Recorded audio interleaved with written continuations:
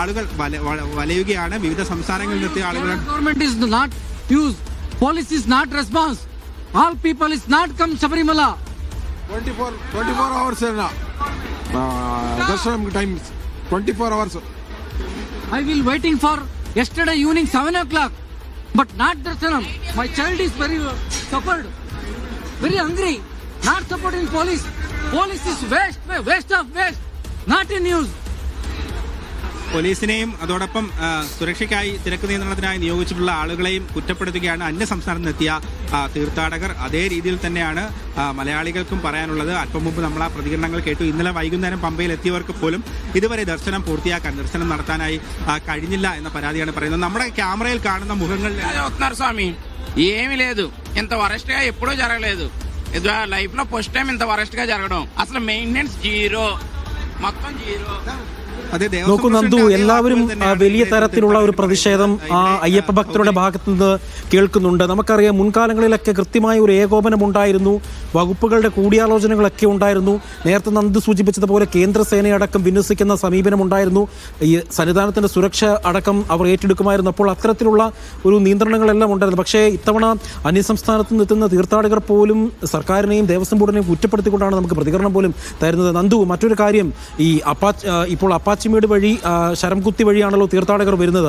അപ്പോൾ ഇവിടങ്ങളിൽ ഇവരെ ഏതെങ്കിലും തരത്തിൽ തടഞ്ഞു നിർത്തി തിരക്ക് നിയന്ത്രിക്കാനുള്ള സംവിധാനങ്ങൾ ശരംകുത്തിയിലോ അപ്പാച്ചിമേടിലോ അല്ലെങ്കിൽ പമ്പയിലോ നടത്തുന്നുണ്ടോ?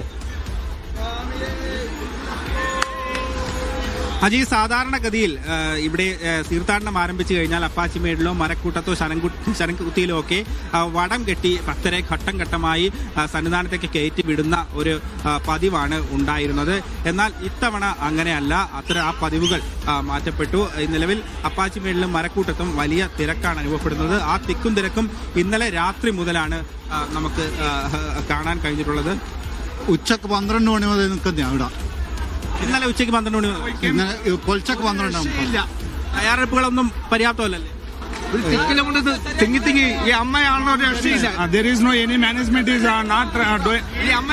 లేదు, మంచినీళ్ళు లేవు, సెక్యూరిటీ లేదు, వ్యవస్థ అసలు ఏమి ఎవ్వరు పట్టించుకోలేదు.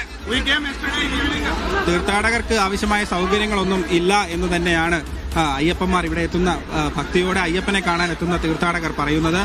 സർക്കാരിനെയും ദേവസ്വം ബോർഡിനെയുമാണ് അവർ പരസ്യമായി വിമർശിക്കുന്നത്. പക്ഷേ ഈ ഒരു അവസരത്തിൽ, ഈ ഒരു ഘട്ടത്തിൽ നമ്മൾ കേന്ദ്ര സർക്കാരിന്റെ ഉദാസീനത കൂടി കാണാതിരിക്കാൻ കഴിയില്ല. കാരണം നമ്മുടെ കേരളത്തിലെ ക്ഷേത്രങ്ങളെ പോലും വളരെ വലിയ രീതിയിൽ രാഷ്ട്രീയമായി ഉപയോഗിക്കുന്ന കേന്ദ്ര സർക്കാർ എന്തുകൊണ്ട് ശബരിമല പോലെ രാജ്യത്തെ തന്നെ സുപ്രധാനമായ ഒരു തീർത്ഥാടന കേന്ദ്രത്തിലേക്ക് കേന്ദ്രസേനയെ കത്തു നൽകി ആവശ്യപ്പെട്ടിട്ട് പോലും കേന്ദ്രസേനയെ നൽകിയില്ല എന്നുള്ളത് വളരെ ഗൗരവമായി നമ്മൾ ഈ ഘട്ടത്തിൽ പറയേണ്ട ഒരു കാര്യം തന്നെയാണ്.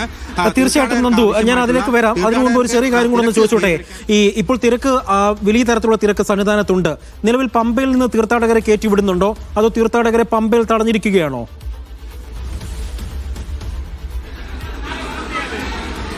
അജി, നിലവിൽ തീർത്ഥാടകരെ പമ്പയിൽ തടഞ്ഞിരിക്കുകയാണ്. പമ്പ മുതൽ, അതായത് പമ്പയിൽ നിന്നും സന്നിധാനം വരെയുള്ള ആ ഭാഗത്തെ ആൾക്കൂട്ടം പൂർണ്ണമായി ഒഴിവാക്കിയ ശേഷം മാത്രമേ ഇനി പമ്പയിൽ നിന്നും തീർത്ഥാടകരെ കടത്തിവിടുകയുള്ളൂ. ഈ സ്പോട്ട് രജിസ്ട്രേഷന്റെ കാര്യത്തിൽ പ്രത്യേകിച്ച് ഏകോപനം ഇല്ലാത്തതാണ് ഈ കണക്കിലധികം ആളുകൾ ഇവിടേക്ക് വരാനുണ്ടായ ഒരു കാരണം. ഈ കഴിഞ്ഞ ദിവസങ്ങളിൽ പോലും പ്രതിദിനം 90,000 ആളുകളെ മാത്രമാണ് കയറ്റിവിടുക എന്ന് ദേവസ്വം ബോർഡ് പറഞ്ഞിരുന്നു. എങ്കിൽ പോലും കണക്കുകൾ സൂചിപ്പിക്കുന്നത് ഒരു ദിവസം ഏതാണ്ട് 1 ലക്ഷത്തിലധികം ആളുകൾ ഇവിടേക്ക് എത്തുന്നു എന്നത് തന്നെയാണ്. അതിനർത്ഥം ദേവസ്വം ബോർഡിന്റെ കണക്കുകൾ പാളി, ക്യൂ ബുക്കിങ്ങുകൾ പാളി, സ്പോട്ട് രജിസ്ട്രേഷൻ പാളി എന്നുള്ളത് തന്നെയാണ്. ദേവസ്വം ബോർഡ് പ്രസിഡന്റ് പോലും നിസ്സഹായനായാണ് അല്പം മുമ്പ് പ്രതികരിച്ചത്. ഭീതിജനകമായ അന്തരീക്ഷമാണ് ശബരിമലയിലുള്ളതെന്നും തിരക്ക് ഭയപ്പെടുത്തുന്നുവെന്നാണ് ദേവസ്വം ബോർഡ് പ്രസിഡന്റ് പറഞ്ഞത്. ഇതിനെ ഇനി എങ്ങനെ മറികടക്കും, എങ്ങനെയാണ് നിരക്ക് നിയന്ത്രിക്കുക എന്നുള്ള കാര്യമാണ് പ്രധാന ചോദ്യമായി തീർത്ഥാടകരും അതോടൊപ്പം മാധ്യമങ്ങൾ എന്ന നിലയിൽ നമുക്കും ഇവിടുത്തെ ഭരണകൂടത്തോട് ചോദിക്കാനുള്ളത്. ഏതായാലും കനത്ത തിരക്കാണ്. മണിക്കൂറുകളോളം നടപ്പന്തലിൽ കാത്തു നിൽക്കുന്ന ആളുകളാണ് ഇപ്പോൾ ദൃശ്യങ്ങളിൽ പ്രേക്ഷകർ കണ്ടുകൊണ്ടിരിക്കുന്നത്. ഇവർക്ക് എല്ലാവർക്കും കൃത്യമായ രീതിയിൽ കുടിവെള്ളമോ അല്ലെങ്കിൽ ഭക്ഷണമോ ഒന്നും തന്നെ ലഭിച്ചിട്ടില്ല. അത്തരത്തിലുള്ള ഒരു മുൻകരുതലുകളും ദേവസ്വം ബോർഡിന്റെയും അതോടൊപ്പം പോലീസിന്റെ ഭാഗത്ത് ഉണ്ടായില്ല എന്നുള്ള പരാതി കൂടി അവർ പറയുന്നു. ഇനി കൂടുതൽ പോലീസിനെ കൂടുതൽ പോലീസിനെ ശബരിമലയിലെ വിവിധ ഭാഗങ്ങളിലായി വിന്യസിച്ചുകൊണ്ട് ഈ തിരക്ക് നിയന്ത്രിക്കാനുള്ള ഒരു സാഹചര്യം ഒരുക്കണം എന്നുള്ള കാര്യം കൂടിയാണ് അല്പം മുമ്പ് ദേവസ്വം ബോർഡ് പ്രസിഡന്റ് പറഞ്ഞത്. ഇപ്പോഴുള്ള ഭക്തന്മാർക്കും അതേ കാര്യം തന്നെയാണ് പറയാനുള്ളത്. അതോടൊപ്പം നന്ദുവിന് ശ്രീജിത്തുമായിട്ട് സംസാരിക്കാൻ കഴിഞ്ഞിരുന്നോ? ശബരിമലയിലെ സ്പെഷ്യൽ ഓഫീസറാണല്ലോ അദ്ദേഹം. അപ്പോൾ ശ്രീജിത്തുമായിട്ട് സംസാരിക്കാൻ കഴിഞ്ഞിട്ടുണ്ടോ? അദ്ദേഹം ഈ കാര്യവുമായി ബന്ധപ്പെട്ട് എന്താണ് പറയുന്നത്?